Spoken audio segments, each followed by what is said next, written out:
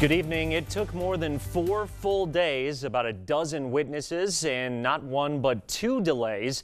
But today, the prosecution rested against Robin Mendez in a murder case going back to 1982.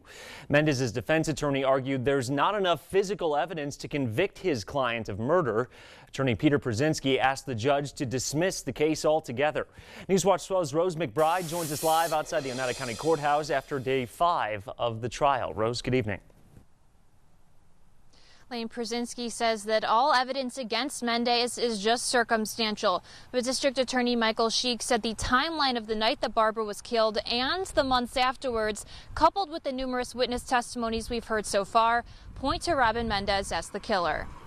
Yes. Testimony from Oneida County Sheriff's Captain Terry Hook concluded the state's case against Robin Mendez. Before defense attorney Peter Przinski began calling witnesses, he asked Judge Jill Falstad to dismiss the case against Mendez. There's really just nothing as far as physical evidence goes that even could tie him to it circumstantially. Przinski pointed to the lack of a murder weapon and no DNA evidence as reasons why his client should not be found guilty. In the past 5 days, witnesses testified that Mendez either alluded to killing his wife or directly said he did.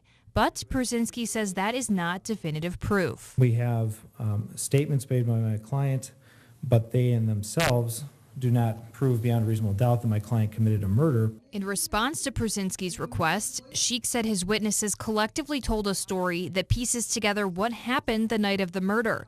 He said after hearing from witnesses, Mendez had a clear motive, the secret affair he was having with a young girl. If she's 13, 14 years old, he's been sexually assaulting her for at least 9 or 10 months.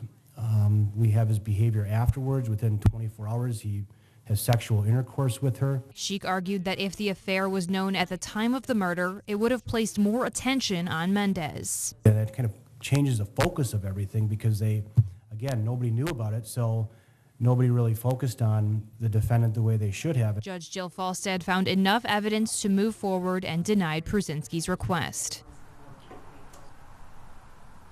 After that request was denied, Przinski started calling his own witnesses to the stand. We will hear from some of those witnesses coming up tonight on Newswatch 12 at 6. Live in Oneida County, Rose McBride, Newswatch 12.